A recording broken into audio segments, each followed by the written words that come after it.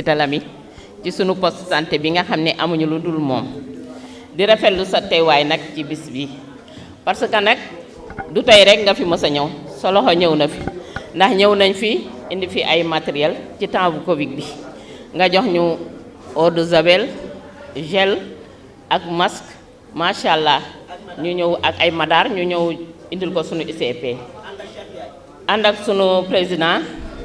muy monsieur Cheikh Ahmed Tidiane Ndiaye mi nga xam ne ci moom la ñu jokk ndax moom mooy sunu coordonnateur ci AJAT ñu ànd ak moom ñëw fi indi fi ndimbal googu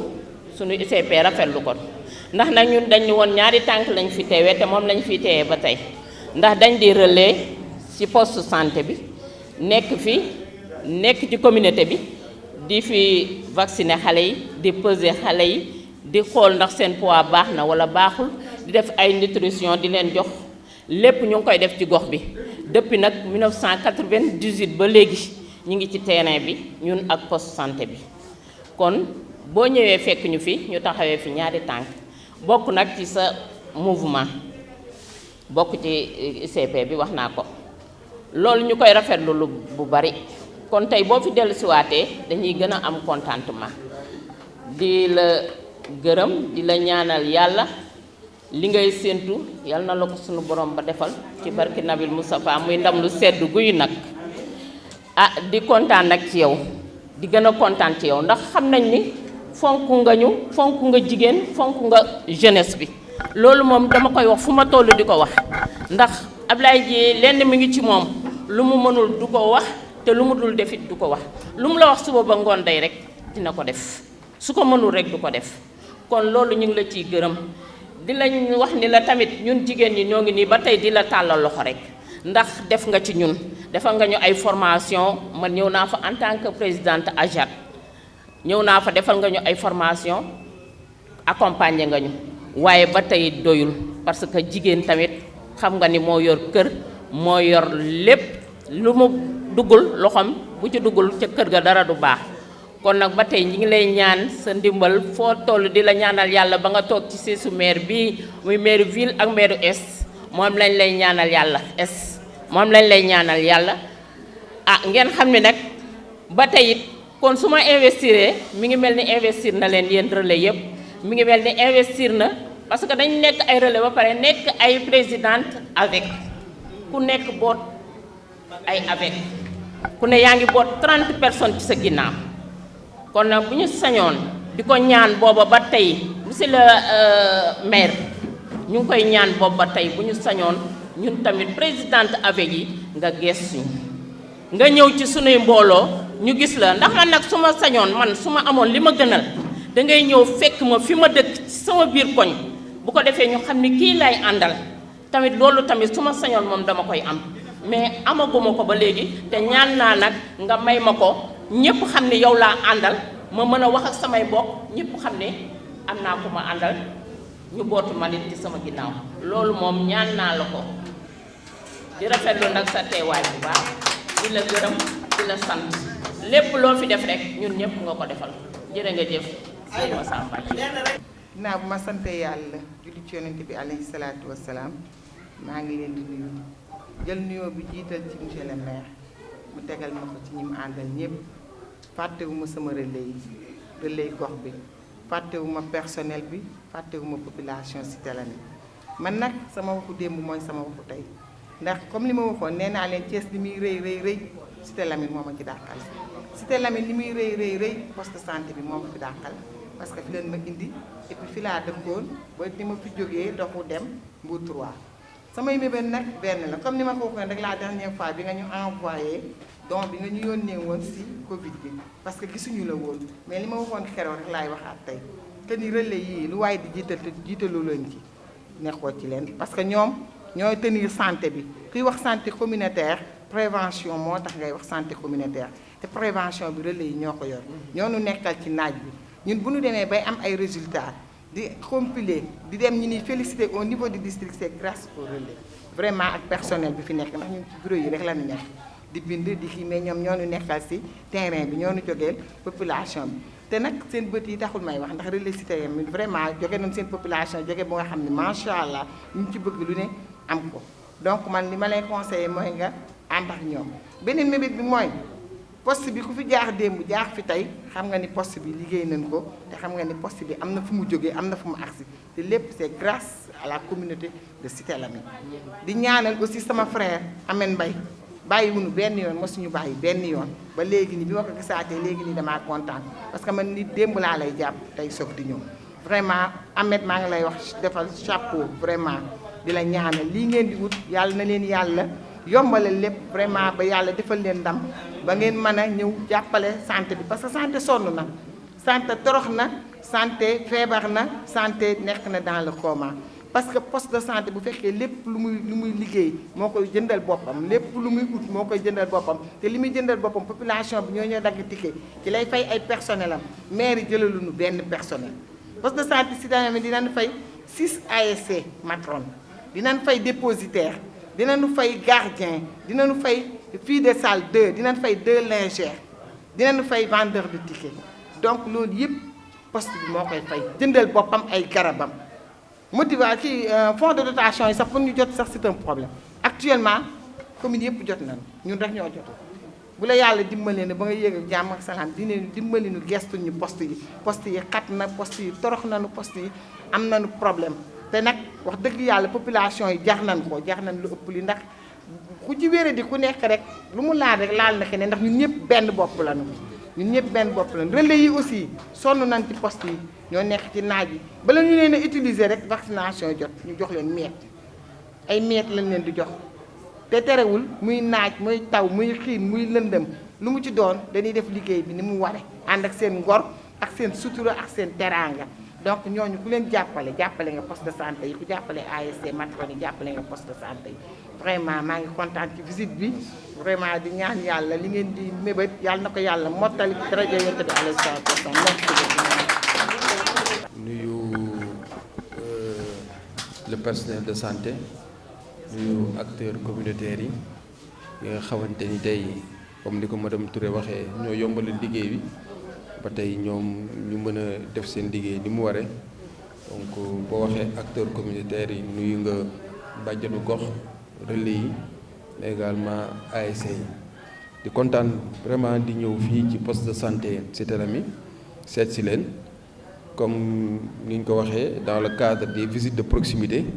donc ñu xam ni santé dafa bokk ci compétence u mairie yi am ci wàll pour jàppale poste de santé yi parce que loolu obligation la ci mairie pour que poste de santé yi li ñu waraloon ñoom ñu mën ko def donc tey loolu rek moo waral suñu visite tey nekk visite boo xamante ni ñëw recueillir préoccupation yi jafe-jafe yi bi ñu ñëwee aussi ànd nag madame Touré ICP wër poste de santé bi gis jafe-jafe yi gis manquement yi nag bon dina naan constat bi fépp la poste de santé yi di wër yëpp même problème yi moom la ñu am problème mu infrastructure réhabilitation des postes de santé mais également extension parce que quartier yi ay quartier populaire la donc quartier bi rek mënul supporter poste de santé bi ba yeneen quartier environnement yi dañ fiy ñëw donc loolu vraiment bokk na suñu yéene programme bi nga xamante ne am nañ ko dans le domaine de la santé ñu renforcer les postes de santé réhabiliter leen ba ñu nekk des postes de santé dignes de son nom te loolu aussi pour mu nekk